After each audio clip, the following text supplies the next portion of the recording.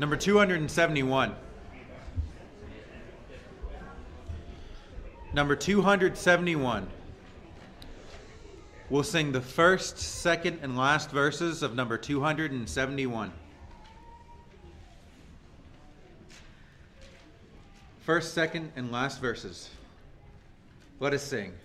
More about Jesus, what I know, more of His grace to others show, more of His saving fullness see, more of His love who died for me. More about Jesus, more about Jesus, more of His saving fullness see, more of His love who died for me. More about Jesus let me learn, more of His holy will discern. Spirit of God, teacher be, showing the things of Christ in me. More about Jesus, more about Jesus, more of His saving fullness see, more of His love who died for me. More about Jesus on His throne, riches and glory all His own. More of His kingdom sure increase, more of His coming Prince of Peace. More about Jesus, more about Jesus, more of His saving fullness see, more of His love who died for me.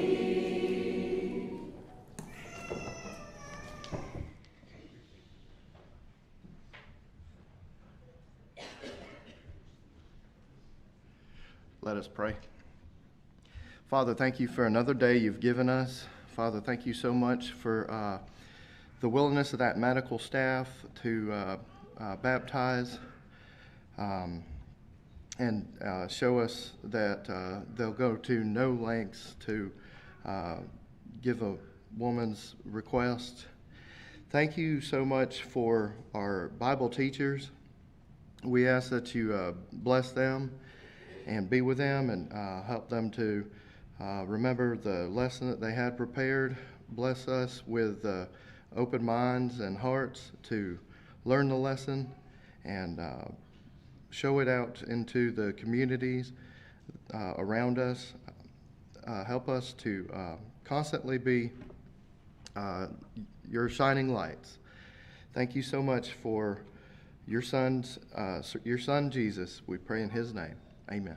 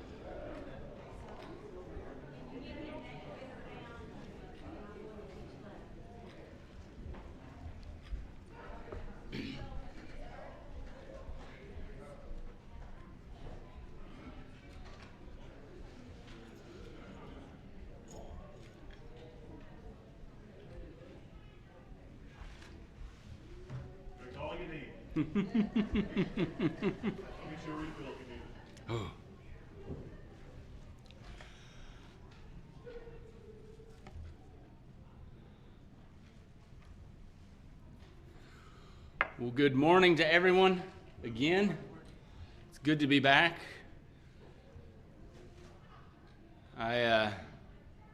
While I was gone on the last trip and this trip, still managed to, thankful to technology, was able to call in with Patrick and Herman during our normal Sunday morning meetings that we would have, just to meet as the elders and talk about various things. And so I was able to still meet with them and talk with them. And last Sunday, Patrick asked if I would be willing to teach this Sunday.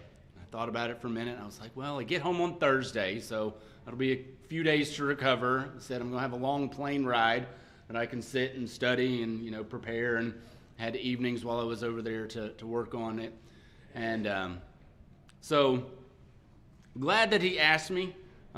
It's good to jump back into things and be able to talk with you and to teach, and I always enjoy getting up here and teaching, but I'm still a little bit jet lagged. So if I say something that sounds really off or I start fading up here a little bit, just to understand, I'm still dealing with the time change. But overall, I feel like I've adjusted much better this time than I did on my last trip. So doing pretty good right now, and looking forward to bringing the lesson this morning. Glad to have you back. Very good to be back. So this morning we're going to be talking about Esther, the book of Esther. It's a well-known book, a well-known story. We're not going to spend a lot of time necessarily rehashing the whole story and going through everything that happens here, but there's some things that I want to talk about and focus on, some lessons that we can learn, not just from Esther, but from the book in general, and some things that we get. The first thing I want to look at is, especially when we're dealing with the Old Testament and the things that are going on, and these different kingdoms that have conquered the Israelites and things like this. I like to try to look at the historical context of what's going on and what the situation is. And the book begins in the very first verse. Now, in the days of Ahasuerus, or however it's pronounced, I always have a difficult time with that name, the Ahasuerus who reigned from India to Ethiopia over 127 provinces. So there's this king that's mentioned here, Ahasuerus, or Ahasuerus. There's some discussion about, or some debate, I guess, about exactly which king this is. Now, the most common, it's the one I tend to agree with, the most common theory, not necessarily theory, but the most common agreement is that this is referring to Xerxes the First, one of the kings of the Persian Empire. Now, some historical background there. Xerxes the First was the grandson of Cyrus the First, or Cyrus the Great, as he was known. Now, Cyrus is the one that was prophesied and foretold, and indeed did allow the Jews to return back to Jerusalem and to begin the rebuilding of the city and the temple. So this is the grandson now of the man who allowed the Jews to return back to their homeland. Now, what's interesting about that is the fact that we have Esther here and her cousin Mordecai that are involved in this story, who have not gone back to Jerusalem, who are still living in the capital city of the Persian Empire. Now, there's lots of things that we could say about that or wonder about that as to what led them and their families to make the decision to stay and to not go back. We don't know any of that really. All it would be conjecture to wonder why they did not go back, why they chose to stay. But whatever the reason, they were there. They were still here amongst the Persian people in the capital city with the things that were about to go on. Xerxes the First, if you're familiar with popular history, if you will, recent popular history movies and things like that, the story of the Battle of Thermopylae in Greece, where it was the 300 Spartan soldiers that stayed behind to defend the fleeing Grecian army from the Persian army. It's a famous battle that took place in history. That was Xerxes the First, who was leading this campaign into Greece to try to defeat the Greeks and conquer their land. Now, the Persians were successful in the Battle of Thermopylae and continued on in their campaign, but eventually were defeated. The Persian army was defeated. The Greeks managed to defend their land, and Xerxes I turned tail and ran back to Persia. So the reason I kind of bring all of that up is there is some interplay with that in the timeline of all of this that's going on. Now, in the first chapter here, we have described this feast that Ahasuerus, Xerxes, if you will, had set.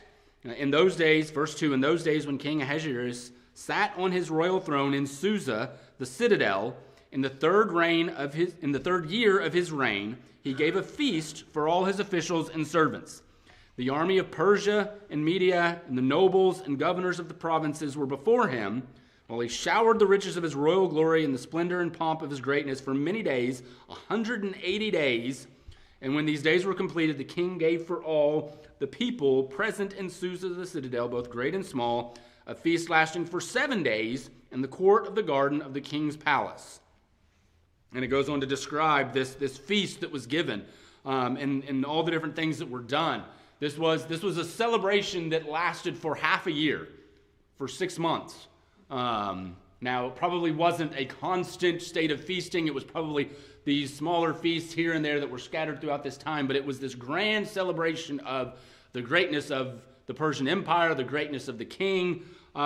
This is one of the reasons why many historians believe that this was Xerxes I, because we have described for us the secular historian Herodotus, again, if I'm pronouncing that name correctly,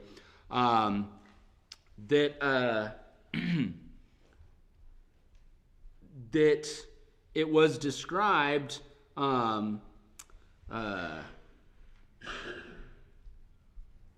sorry, I'm looking at my notes here. He mentions an assembly of Persian nobles called by Xerxes to advise him on the proposed war against Greece. Herodotus does not give the location of this assembly, but the date was after Egypt was subdued.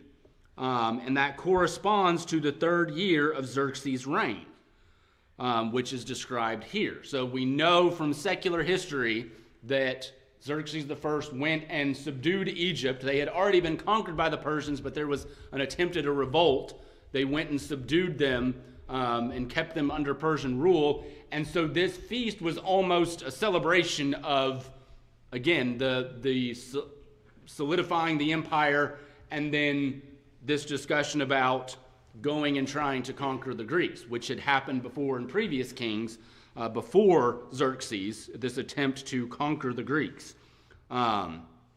So this description we have of this feast here and the timing of it matches, again, with secular history, as we always see with the biblical record.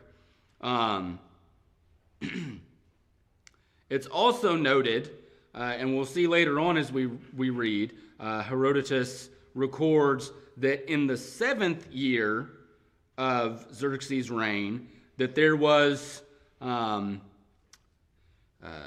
here's described as intrigues or issues or whatever going on within Xerxes' harem, and things that were happening there, and the removal of his queen and things like that, which if you read on further into Esther, which we'll look at here in a little bit, it in the book here is described in the 7th year of his reign is when all of the things happened with Esther and all the young women that are brought, and when Esther is made queen. And so again, we have this agreement with secular history that confirms the things that we already know. So that's kind of the background. That's what's going on here. This was indeed the greatest and most powerful empire that had come into existence in the world at this time. greater than the Babylonian Empire. Of course, eventually they would be defeated by the Macedonian Empire led by Alexander the Great, but this was the greatest empire the world had seen up to that point.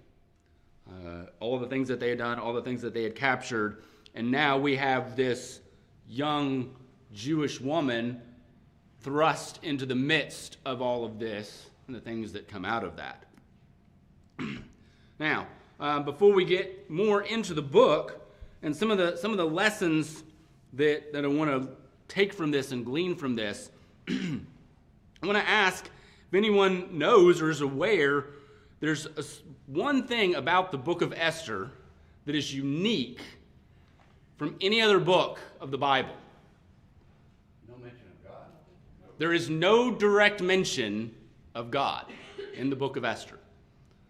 Now, as we read through it, we can see the hand of God, the influence of God. We can see the workings of God through the things that are going on. But it is interesting that God is not directly referenced. Some of the things that Mordecai says to Esther definitely alludes to his faith in God and the things that God would do for him. Mordecai's refusal to bow before Haman definitely shows at least some faithfulness to his Hebrew faith and the teachings of God. So we see those influences, we see that impact of God here, but it is interesting that God is not mentioned directly. So we know the feast here that is given, it kind of ends, the accounting here ends with when the king sends messengers to command the queen to come before the men that were there feasting together. Sends the message to bring Queen Vashti before the king with her royal crown in order to show the people and the princes her beauty, for she was lovely to look at. But Queen Vashti refused to come at the king's command delivered by the eunuchs. At this, the king became enraged, and his anger burned within him. And so then he goes to his nobles, his advisors, his right-hand men, and asks, "What should I do?" And basically, it's kind of almost humorous, the response that they give to him, basically saying, you can't allow this to stand, because if you allow this to stand, then word will get out, and women everywhere will not do what their husbands say anymore. And that's really what they get down to. That's really the point that they're trying to make, is you're going to have all of these women now who think they can't listen to their husband and refuse to do whatever, and this will cause chaos in your kingdom. And so the solution then is that Vashti would never come before the king again, and to let the king give her royal position to another who was better than she. And so this is done, that she is essentially removed from her position, but we know from even the timeline here within Esther that it's another 4 years before all of this is culminated finally in Xerxes finding a new queen in Esther and the things that go on with that. And then what's interesting is we know with the timeline that really all of this happens with bringing these young, beautiful women. We'll read here in chapter 2. Verse 1. It says, "After these things, when the anger of King Ahasuerus had abated, he remembered Vashti and what she had done and what had been decreed against her. Then the king's young men who attended him said, 'Let beautiful young virgins be sought out for the king.' And the king appointed officers in all the provinces of his kingdom to gather all the beautiful young virgins to the harem in Susa, the citadel, under custody of Hegai, the king's eunuch, who was in charge of the women. Let their cosmetics be given to them, and let the young woman who pleases the king be queen instead of Vashti. This pleased the king, and he did so." So they bring all of these beautiful women in from all over the kingdom in essentially what amounts to a beauty pageant to decide who the next queen is going to be. And then we have in verse 5, now there was a Jew in Susa, the citadel, whose name was Mordecai, the son of Jair, the son of Shimei, son of Kish, a Benjamite, who had been carried away from Jerusalem among the captives, carried away with Jeconiah, king of Judah, whom Nebuchadnezzar, king of Babylon, had carried away. He was bringing up Hadassah, that is Esther, the daughter of his uncle, for she had neither father nor mother. The young woman had a beautiful figure and was lovely to look at, and when her father and her mother died, Mordecai took her as his own daughter. So when the king's order and his edict were proclaimed, and when many young women were gathered in Susa the citadel in custody of Hegai, Esther also was taken into the king's palace and put in custody of Hegai, who had charge of the women. And the young woman pleased him and won his favor, and he quickly provided her with her cosmetics and her portion of food, and with 7 chosen young women from the king's palace, and advanced her and her young women to the best place in the harem.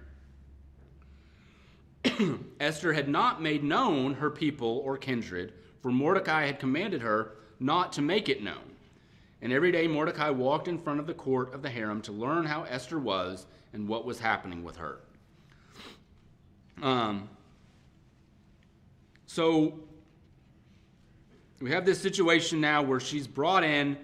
She's, again, given favor among those in charge for whatever reason. It reminds me of Joseph. It reminds me of Daniel. It reminds me of these other characters throughout the Old Testament that are put in maybe situations that aren't ideal, situations that they normally wouldn't choose for themselves, but based on the blessing of God, the people they are, the decisions that they make, the choices that they make to be the right kinds of people, they are favored by those around them. They are seen as good people. They are seen as people to be commended. They are seen as people to be favored because of what God has allowed for them to accomplish. Again, this is kind of these things that we see, this hand of God throughout all of this. And eventually, we see as we read on down that essentially each of these women are brought into the king each evening, and then they return in the morning. And it says that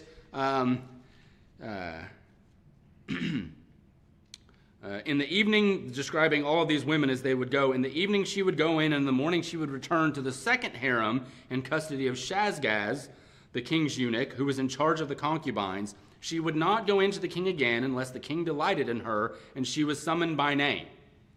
So they'd go one by one, by one, by one, over and over. And once you went, you were done. Very different way of doing things and thinking about things and the way these kings did these things. And unless you were special somehow and the king remembered you, then you were confined the rest of your days to the harem and living it out as you would be. But again, Esther found favor before the king, and she was made the queen in Vashti's place. And this is where it says, verse 16, and when Esther was taken to King Ahasuerus into his royal palace in the 10th month, which is the month of Tebeth, in the 7th year of his reign, the king loved Esther more than all the women, and she won grace and favor in his sight more than all the virgins, so that he set the royal crown on her head and made her queen instead of Vashti. So this brings her to the point now where she is queen of the greatest nation on earth at this time.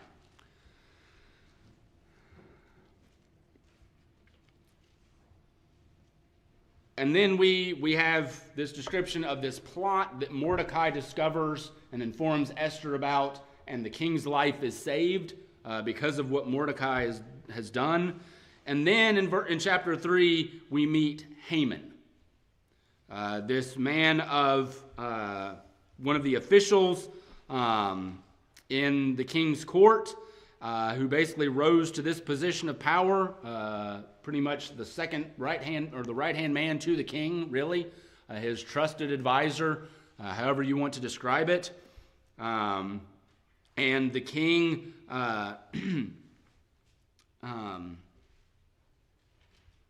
was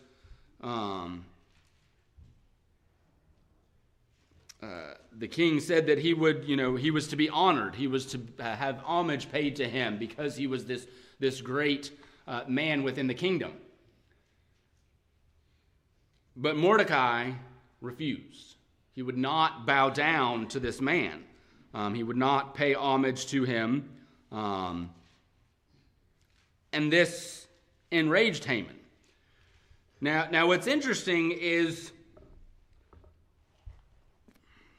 at no point in time does Haman go to the king and say, hey, there's this man that's serving in your court that refuses to pay me homage, that refuses to bow down to me. He doesn't go to the king and report this man that's doing this, as you might think someone would in his position that wasn't receiving the honor he was supposed to, and those kind of things. The only thing I can figure is what was interesting about the Persian Empire. We can see this from what Cyrus did with allowing the Jews to go back to their home kingdoms. Oftentimes in these older nations and empires and things like that, as people were conquered, they were expected to then follow along with the religion of the empire that conquered them. Well, the Persians were a little more lenient. The Persians actually, for the most part, would allow these conquered peoples to continue with their religion that they had beforehand, and was even accommodating in some ways to their religions. Again, for example, allowing the Jews to go back to their worship and building their temple back and doing the things that they were doing before. They saw it as helpful in, people accepting Persian rule because, hey, they at least allow me to do things and worship the way I want to. And so, I wonder here in this case if there was some allowance for Mordecai to not have to bow down because it was against his religion. Well, I don't know. That's conjecture again. We don't know. But we do know that Haman didn't report this to the king, but he was enraged by it. He was angered by it. And if we go down in chapter 3, verse 5, it says, when Haman saw that Mordecai did not bow down or pay homage to him, Haman was filled with fury, but he disdained to lay hands on Mordecai alone. So as they had made known to him the people of Mordecai, Haman sought to destroy all the Jews, the people of Mordecai, throughout the whole kingdom of Ahasuerus. I used to think, and when it lists that part in verse 6, he disdained to lay hands on Mordecai alone.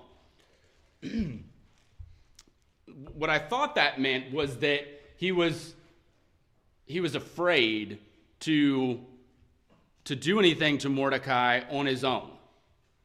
That he didn't want to be the one to do it. He didn't want to get his hands dirty. He didn't want to be the one to kill him. But no, what it really means, as I was reading through other versions and trying to get the understanding and the meaning and the context here, is what it really means is that he was so angry at Mordecai that simply taking vengeance out or killing Mordecai was not enough for him. That he didn't want to just kill Mordecai. He wanted to kill his entire race. That's how great his hatred was. Now, I'm sure it had something to do with the fact that he learned throughout all of this that was part of the reason that Haman would not, or that Mordecai would not bow down to Haman, was because of his Jewish faith. And so Haman's probably thinking, well, all of these Jews are terrible then. I just want to get rid of all of them. And he manages to go in and convince the king, kind of tricks the king into declaring this edict that would allow people to go and attack and kill and wipe out the Jewish people throughout the Persian Empire. More of a punishment by him not showing the reverence, and how you can when he wants to destroy people, so he can look back at it and hurt to feel the pain about this being done. So more of the fact that he didn't show them the reverence and fear. Yeah, what it shows you is this. You know, one of the lessons, I kind of had 3 lessons I wanted to get from this book. And one of them really has to do here with Haman and how powerful an emotion hate is. Just want to say that as I look at this, I've always looked at it with this idea with Haman. He's got truly within him the spirit of Satan himself. Satan hates God. He'll destroy us or allow us to destroy ourselves in temptation and sin and not become right with God. It doesn't matter to Satan what happens to us. His point is against God. This is the same thing Haman's doing. It doesn't really matter if Mordecai dies. That's the first death that's done over with finite.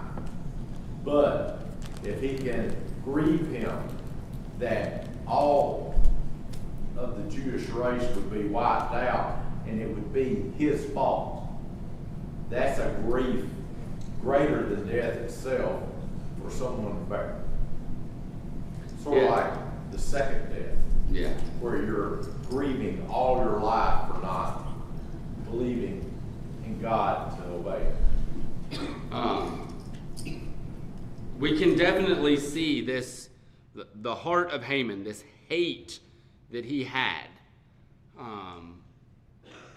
was so powerful, was so great, that he wanted literally to commit genocide, to wipe out an entire race of people. That was his goal, because of his hatred for one man. Now that shows us how powerful hate is, and why we are commanded not to hate those who do evil to us. We're going to look at Luke chapter 6.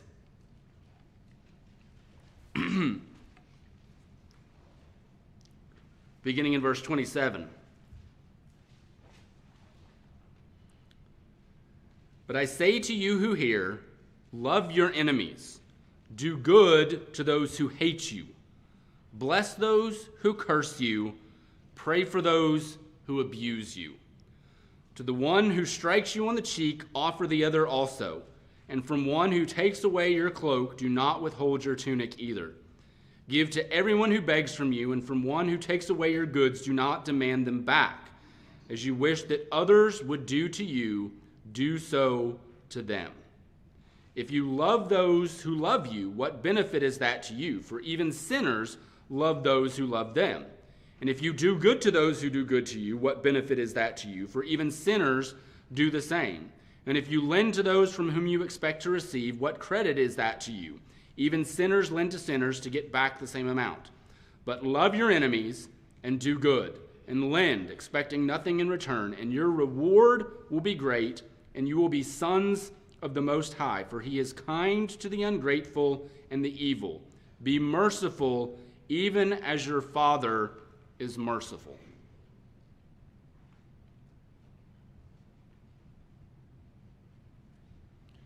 That is the complete 180 opposite of the way the world tells us to think. The complete and total opposite. The world tells us to look out for yourself, do what's best for you. If there's people in your life that are causing you strife, cut them out.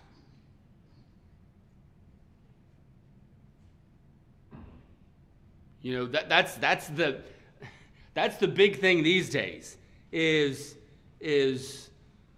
oh, I don't need that stress and grief in my life. This person is causing me, whether it's family or friends or whatever.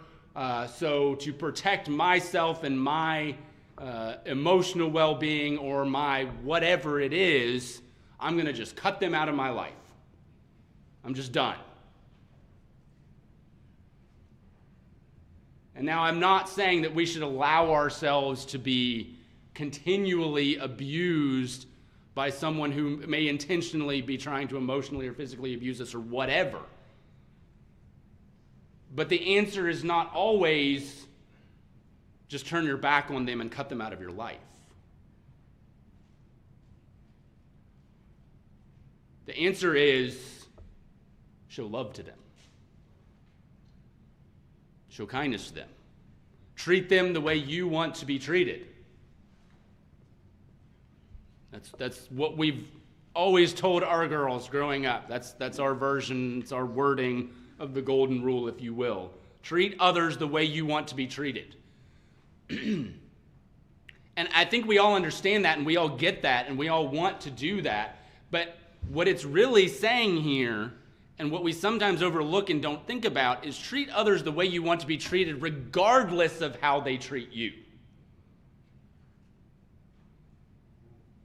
We treat others the way we want to be treated in the hopes that they will then reciprocate and treat us the way they want to be treated, but that's not always the case. But it doesn't say, oh, if they don't treat you the way that they should, then you can be done with them. No, it just simply says, love your enemies, do good, lend, expecting nothing in return. Again, the context here is talking about the idea of lending, but it's the same principle. It's the same idea. We do these good things, treat others right, not expecting anything in return. That's the attitude that we should have. That's the way that we should be looking at things. Oh, hold on. Go ahead. So basically, what he's saying is it's not what we the people do to us that keep us out of heaven, but what we do to them. Basically. Yeah.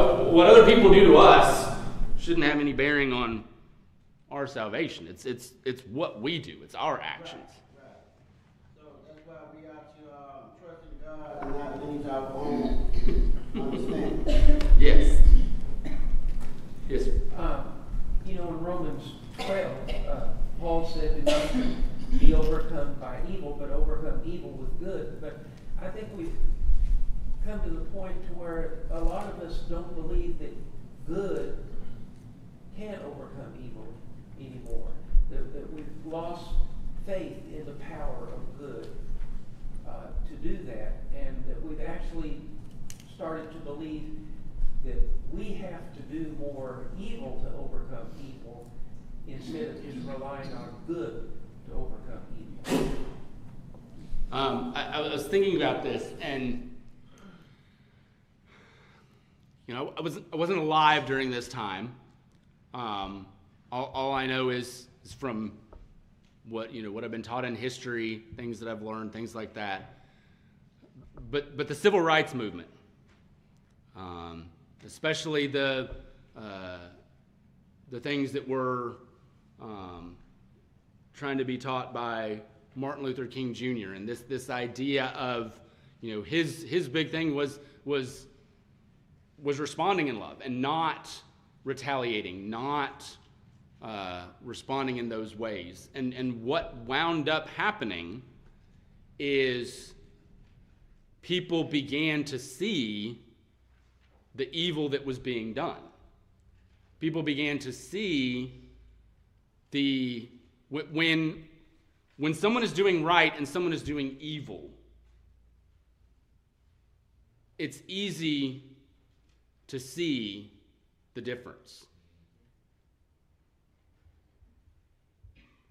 But when someone's doing evil and someone decides to respond with evil, respond in anger, respond in hate, then it's difficult to see who's right and who's wrong. And so we oftentimes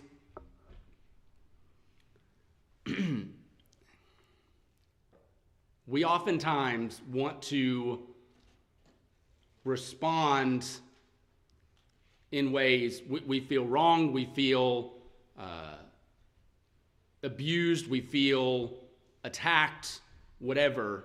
And our natural instinct is to lash out, to respond to that, to deal with that. That's what we want to do. That's what our natural inclination is oftentimes. But the idea here is, to the one who strikes you on the cheek, offer the other also. We don't retaliate. We don't fight back, if you will. Now, it's not to say we aren't still proclaiming the word of God. We aren't still saying what's right and what's wrong. But it's how we go about doing that and how we choose to respond to those who attack us and who hate us, and how we deal with that that's important. I'm running out of time. I'm only on my first point. So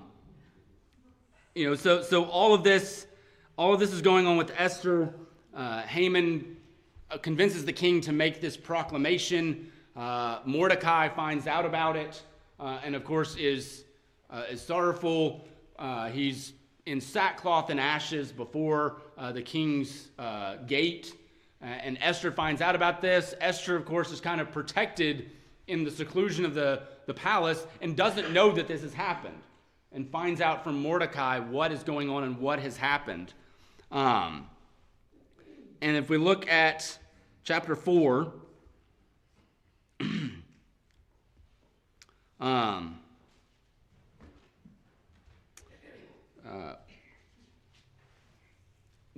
first, Mordecai tells Esther, you must go to the king and ask him to save us, to do something. You must go to the king and plead on our behalf. And her response is, I can't. Even as queen, she was not allowed to come before the king, before his presence in the court, unless she had been summoned. If she just showed up and he was in a mood that day, or he didn't want to see her, or something wrong was going on, and she was there and he was upset, within the rules and the regulations of the time, he had every right to put her to death because she had come before him without being summoned.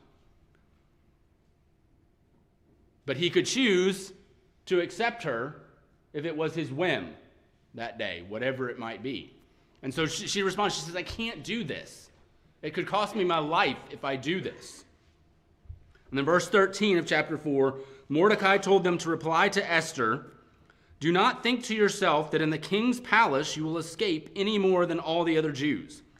For if you keep silent at this time, relief and deliverance will rise for the Jews from another place, but you and your father's house will perish. And who knows whether you have not come to the kingdom for such a time as this. Mordecai is basically saying, maybe this is why you're here. Maybe this is why all of this happened and you got brought to this position. This is your time. And so another lesson I wanted us to think about is that we always need to be on the lookout for our time such as this. Always looking for those open doors, always looking for those opportunities. Because if we're not looking for them, if we're not on the watch, we're not thinking about where is my opportunity, where can I make a difference, where can I evangelize, who can I talk to? If we're not on the lookout for those opportunities, we will miss them.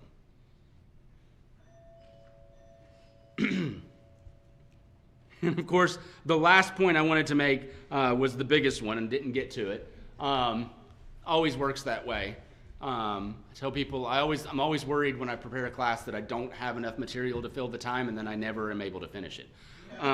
It just always works that way.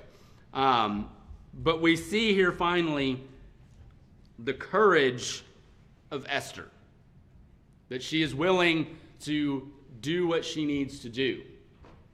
And of course, what is courage? Exactly. That's even like I was thinking to myself, what is really courage? And that's kind of the definition that I came up with. And then I looked up the definition, and that's literally what it is doing things even though you're afraid of it. Even though you're scared, you still do it. So now where does courage come from? Where do we get the courage? Where do we get the ability to face those things that we're afraid of?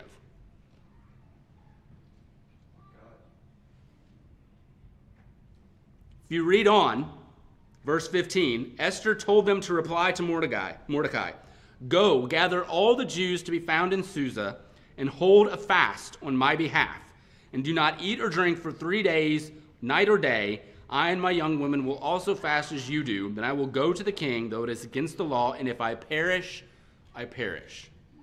Now the implication here, the reason Jews would fast would be to pray, to focus on some effort and come before God and to pray and to ask for these things. She is asking for all of the Jews to go to God and pray for her and her strength and her deliverance through this.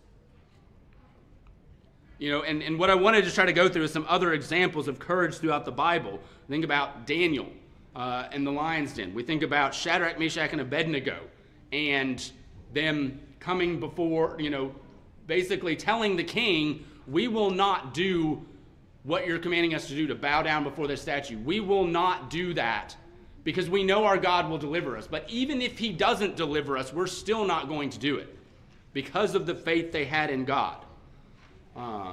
Joshua chapter 1 is full of the phrase, "Be strong and of good courage," where God is commanding Joshua to be strong and of good courage because he says, "I will be with you." When we need courage to do what's right, when we need the ability to face what scares us, God is where we get that strength and our faith in God. And even that idea of, if I perish, I perish, because we know where our ultimate home is, where our ultimate hope is, and that, yes, if I perish in this life, I perish, but I know where I'm going ultimately, and that's the goal, and that's where we get the courage and the strength to do what we need to do. Sorry I went long. Thank you all for listening. Again, it is good to be back with you all.